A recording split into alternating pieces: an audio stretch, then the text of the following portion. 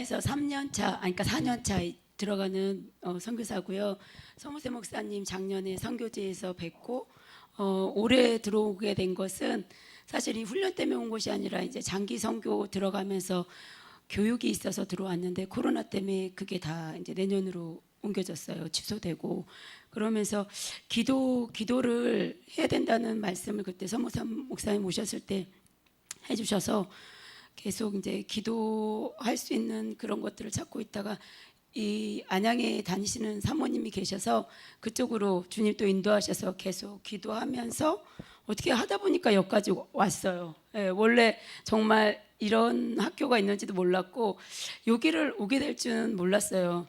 근데 주님께서 또 여기까지 신기하게 인도하신 게 감사하고요. 그리고 특별히 말씀드릴 거는 저는 꽃사역을 안 받았거든요. 근데 팀토이를 하는데 갑자기 저희 헬퍼님께서 간증을 해야 될 것 같다고 그러시는 거예요. 그래서 그 미약하지만 팀토이 때 나눴던 것들을 간략하게 나눠보려고 합니다. 저는 오기 전에 좀 생각보다 원래 2월 달에 하는 영성 학교를 참석하기로 신청을 해놨는데 5월 달 밀리고 7월 달 밀려서 요번에 참석하게 되었습니다. 그러면서 주님께서 그 이 훈련을 오기 전에 하는 그 3시간 기도를 해야 되고 그다음에 그 존 비비언 목사님 회개책과 철로 역정 그리고 또 이제 저희 요한복음 그다음에 사도행전 로마서 읽는 것들을 차근차근 굉장히 준비하게 하셨어요. 게다가 토요일이랑 아니 금요일 토요일 날 이 영성 기도원에 왔을 때 목사님께서 어느 날 21일 작정 기도에 대해서 얘기하셨는데 강하게 감동이 와서 내가 여기 훈련을 받기 전에 하면 좋겠다 해서 아침 20일 금식 기도를 하면서 준비를 하고 들어왔는데 제가 이곳에 오면서 기도 제목은 그거였어요. 하나님, 제 초점과 관점이 좀 바뀌었으면 좋겠습니다. 하나님께서 주님의 마음을 저에게 주셔서 그 마음은 있는데 여전히 제가 이제 사역을 하거나 어떤 삶을 살 때 있어서 그 초점이 세상에서 받은 것들이어서 결정하거나 무엇을 할 때 주님의 것으로만 나가지 않는다는 것들이 늘 회개의 제목이었어요. 그래서 그 기도 제목을 갖고 왔는데 처음 왔을 때 염려하시더라고요. 여기가 좀 낯설 수도 있고 이렇게 다양할 수 있다. 그러니까 어린아이와 같이 그냥 그 모든 마음들을 내려놓고 임해 주십시오라고 말씀을 해주셨어요. 저희 헬퍼님께서. 저도 이제 그렇게 따랐는데 수요일 날 영적 공격이 정말 강하게 왔어요. 제가 이제 월요일 화요일 보면서 그럴 수 있지 이럴 수 있지라고 했지만 수요일 날쯤 되니까 어떤 마음이 드냐면 제 안에 아니 성령의 나타나심이 성령의 열매도 아니고 그게 예수님의 인격도 아닌데 이게 마치 면류관인 것처럼 얘기하고 또 이렇게 뭐 이게 나타나는 게 너무 질서가 없고 제가 마치 서커스장 현장에 와 있는 것 같은 느낌도 들고 하면서 마음에 되게 불편한 마음들이 들면서 아침이 됐을 때 내가 여기를 오는 게 아니었던 것 같다는 생각이 이렇게 드는 거예요. 제가 여기 올 때 분명히 이렇게 주님의 응답을 받고 왔거든요. 근데 이제 헬퍼님께 기도 부탁을 드렸어요.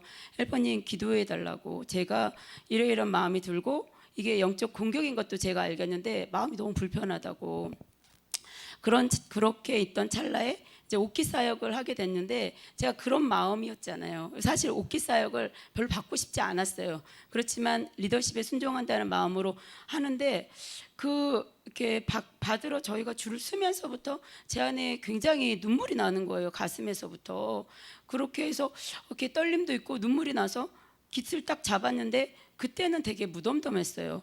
그랬는데 저희가 이제 그 팀 토의를 하는 과정 가운데부터 손에 이렇게 기름 부음이 올라오면서 이렇게 막 이렇게 계속 그 전기들이 이렇게 임하더라고요. 저는 그냥 뭐 우리 믿는 사람 다들 하시는 것처럼 주의 음성 좀 듣고 환상 좀 보고 치유 사역 좀 하고 그랬던 사람이거든요. 그랬는데 신기하다. 그래서 제가 여쭤봤어요. 하나님, 이게 어떻게 된 거죠? 저는 서무세 목사님 말씀이 진리이고 너무 좋은 건 알지만 표현이 너무 거칠고 가끔 가다가 너무 이렇게 불편하고 원색적입니다. 라고 말씀을 드렸더니 주님이 저한테 뭐라고 말씀해 주셨냐면, 그러니까 이렇게 그 아주 개구지고 에너지 넘치는 그 남자아이를 보여주시는 거예요.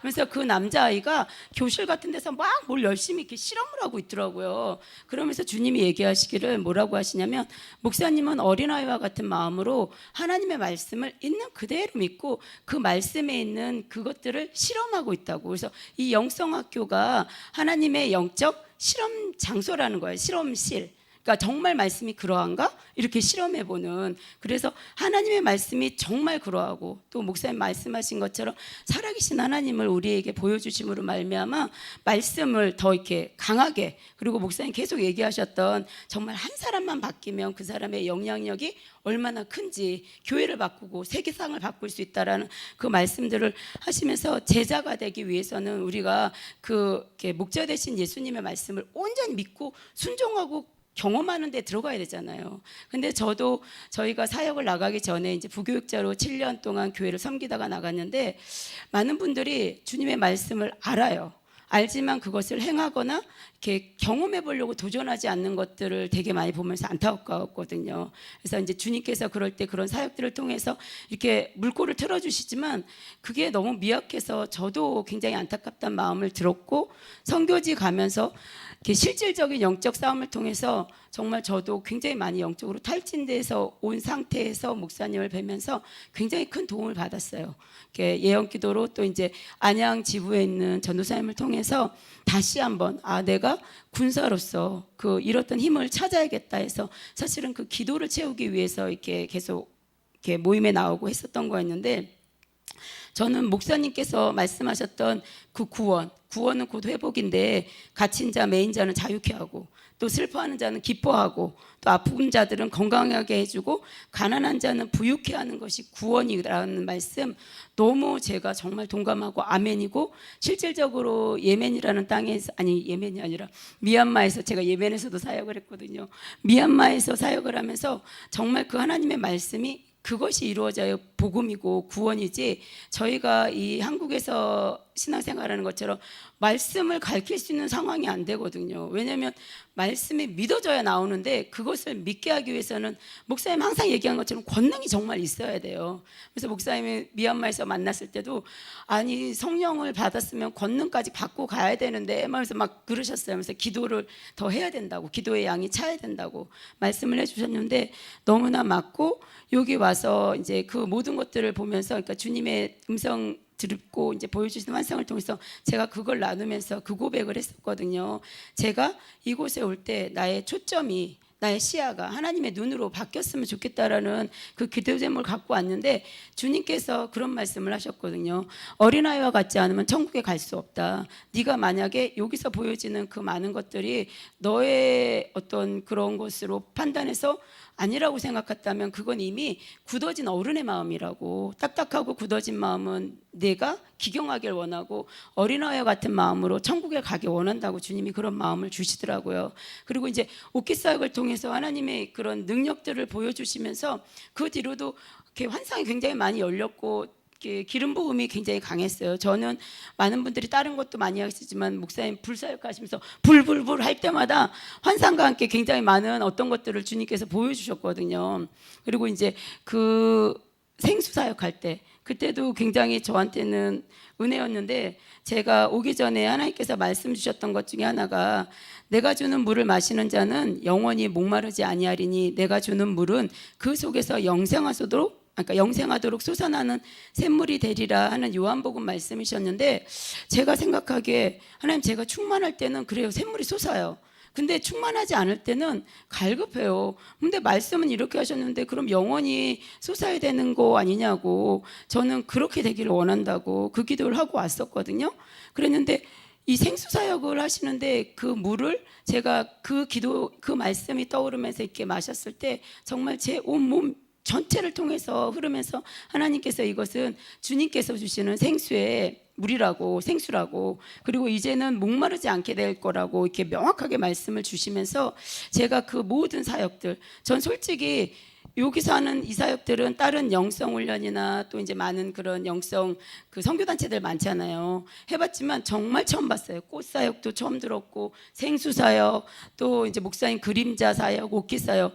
근데 그것이 어떻게 보면 이제 서무선 목사님께서 정말 어린아이 같은 순수한 마음이었기 때문에 그 사역들을 할 수 있었다고 생각하고, 그리고 그 사역을 통해서 분명히 필요한 영혼들에게 그 도움이 흘러갔고, 또 한 가지는 그러니까 저희가 말씀이 시각화가 되지 않으니까 잘 모르잖아요. 목사님 얘기하셨던 것처럼 그 모든 사역이 성경에 다 있어요. 근데 저희는 이렇게 저처럼 어색해, 이상해 서부터 해서 또 말씀을 실질적으로 믿지 못하는 우리를 위해서 하나님께서 이런 모든 사역들이 이미지네이션 하는 거라고, 너희가 기도할 때 그 말씀을 실질적으로 보는 것과 같이 시각화를 해서 너희의 믿음을 이끌어 줄 거라고 주님은 저에게 이렇게 말씀을 해주시더라고요. 그래서 그게 너무 감사했고, 야, 참 주님의 아이디어는 너무 놀랍다. 그리고 또 한 가지 느꼈던 거는 요즘에 한국이 코로나로 인해서 K 방역이라든가 또 K-팝 유명하잖아요. 곰곰이 생각해 보니까 진짜 서모세 목사님의 이 사역은 여기밖에 없는 것 같아요. 가장 한국적인 게 세계적이라고 얘기들 하시는데, 이게 진짜 외국에 이렇게 나가면 좋겠다. 왜냐하면 저희가 했던 많은 영성 사역들이 사실은 한국에서 토종으로 나타난 게 없이 외국에서 들어온 많은 것들이거든요. 근데 이 기도원 사역은 우리나라만 있는 거고, 이거에 분명히 이렇게 기름 부음이 충만하고 영혼들을 살릴 수 있는 그 힘이 있다라는 생각이 되게 들더라고요. 그래서 그런 마음들이 들었었고, 그 얘기를 나눴더니 그걸 꼭 이렇게 같이 하면 좋겠다고 얘기를 하셨어요. 어쨌든 그래서 너무 감사하고, 목사님 정말 진리의 말씀 이렇게 담대하게 전거 하셔도 될 것 같아요, 목사님. 예.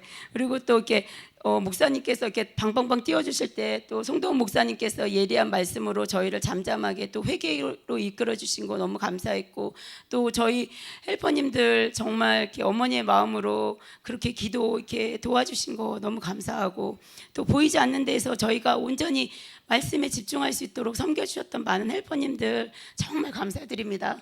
그리고 이런 성령 학교를 준비해 주셔서 너무 감사드립니다.